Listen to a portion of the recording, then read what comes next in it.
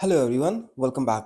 तो पिछले वीडियो में हमने देखा था डेमो एज इन वीपीसी में कहाँ पे क्या क्या होता है, फायरवॉल्स कैसे क्या होता है और वीएम कैसे क्रिएट करते हैं। अगेन ये बस बेसिक अंडरस्टैंडिंग बिल्ड करने के लिए गूगल क्लाउड के बारे में, तो ये बहुत डीप टाइप नहीं होने वाला है, बट ये है कि एक इंसाइट मिल जाएगा कि कैसे चीज़ें कैसे काम करती है। तो चलिए आज का हम स्टार्ट करते हैं। आज का टॉपिक है गूगल क्लाउड के स्टोरेज ऑप्शंस की बात करें तो अगर एप्लीकेशन को डेटा स्टोर करने की ज़रूरत होती है, जैसे मीडिया फाइल्स हो गया या फिर सेंसर्स हो गया या फिर डेटा हो गया या कुछ भी इमेज हो गया, तो अलग-अलग वर्कलोड्स के लिए अलग-अलग स्टोरेज सॉल्यूशंस चाहिए। तो गूगल क्लाउड के पास स्ट्रक्चर, अनस्ट्रक्चर्ड, ट्रांज़ैक्शनल और रिलेशनल डेटा के लिए अलग-अलग ऑप्शंस हैं। तो अगर हम देखें, इसके पास लगभग 5 डिफरेंट ऑप्शंस हैं। पहला हमारा अगर क्लाउड स्टोरेज हो गया, उसके बाद गूगल क्लाउड सीक्वल हो गया, उसके बाद स्पैनर हो गया, फायर स्टोर हो गया, बिग टेबल। अगर हम एक-एक चीज़ एक-एक करके हम सारा बात करेंगे, लेकिन आज के वीडियो में हम बात करेंगे प्राइमरली क्लाउड स्टोरेज के बारे में। तो अगर हम क्लाउड स्टोरेज की बात करते हैं तो अ, अगर आप अपनी एप्लीकेशन को हिसाब मतलब अलग-अलग यूज़ के हिसाब से आप सर्विसेज़ यूज़ करते हैं, राइट?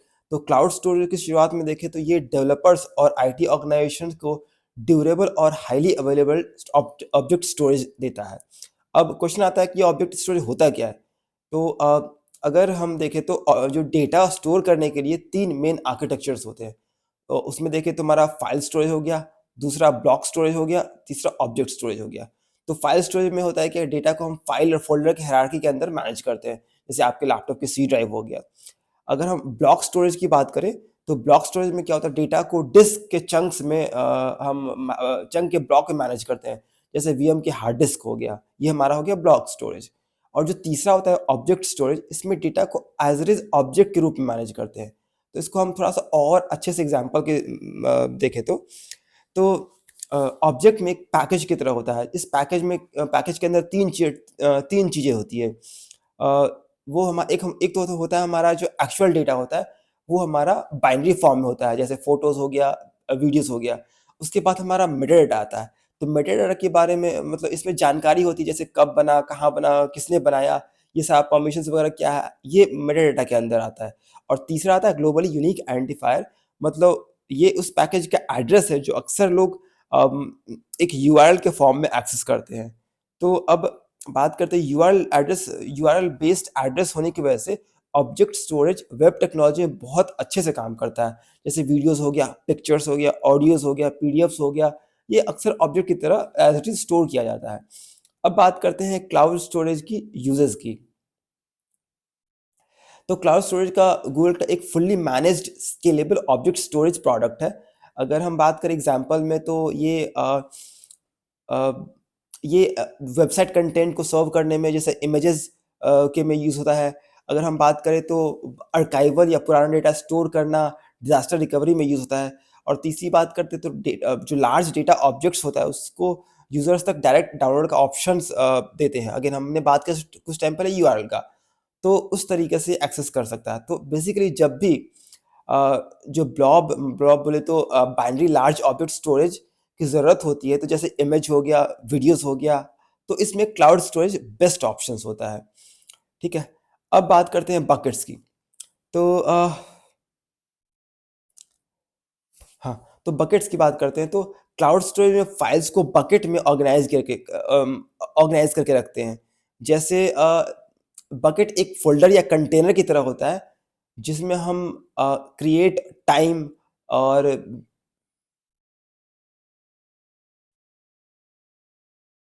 बकेट एक फ़ोल्डर या कंटेनर की तरह होता है, जिसमें बकेट क्रिएट करते टाइम 2 चीज़ें इम्पोर्टेंट होती है। एक होता है हमारा ग्लोबली यूनिक आइडेंटिफायर और दूसरा होता है हमारा स्पेसिफिक ज्योग्राफिकल लोकेशन। तो ग्लोबली यूनिक आइडेंटिफायर ये हमारा ग्लोबली यूनिक होता है, मतलब अक्रॉस द गूगल क्लाउड, पूरा दुनिया में यूनिक होता है, सिंपल समझे तो। और स्पेसिफिक ज्योग्राफिकल लोकेशन मतलब आप चूज़ करते हैं कि डेटा कहाँ स्टोर करना है।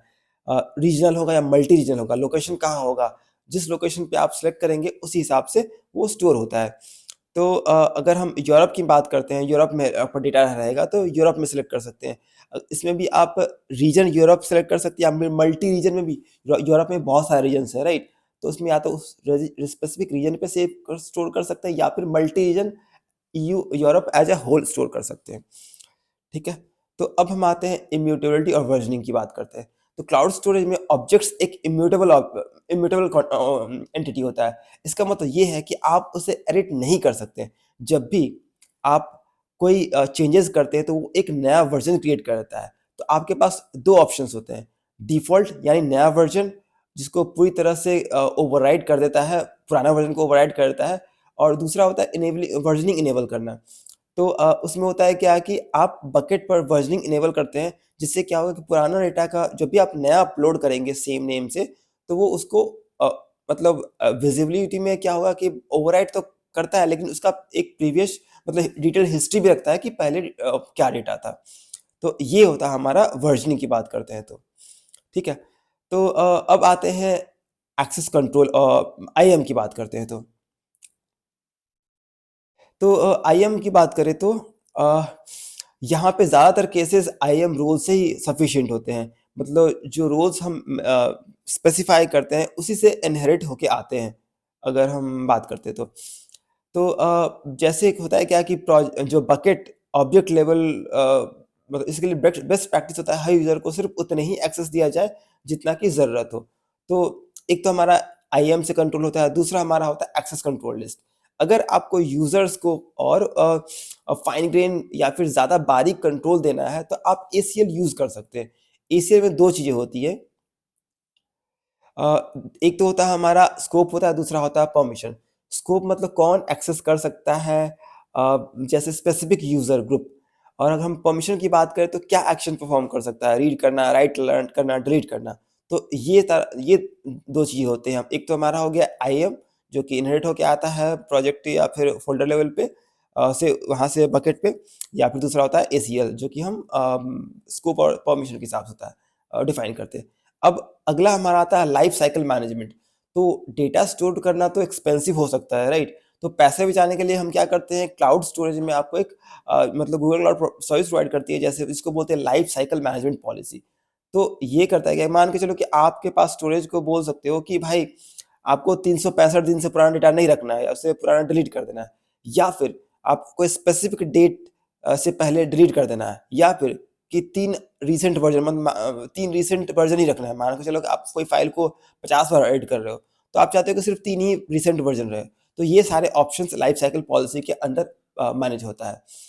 तो ठीक है, अभी तक देखा हमने कि क्लाउड स्टोरेज के बारे में। वैसे स्टोरेज के काफ़ी सारे ऑप्शन हैं, तो आज ये हमने देखा क्लाउड स्टोरेज। आने वाले वीडियो में अगला हम देखेंगे। उससे पहले वीडियो क्लोज़ करने से पहले आज का क्वेश्चन ये है, जो कि पिछले वीडियो से लास्ट वीडियो से लिंक्ड है, क्योंकि लास्ट वीडियो हमारा डेमो था। तो क्वेश्चन ये है कि which connectivity option provide direct private connection to Google cloud does not use public internet and can be covered by high availability SLA like 99.99%। तो 4 ऑप्शन है, cloud VPN, direct peering, dedicated interconnect, cloud router. तो आप comment करके बताएं। बाकी मिलते हैं अगले स्टोरेज ऑप्शन के साथ अगले वीडियो में। अभी के लिए thank you so much for watching. Bye bye. जय हिंद।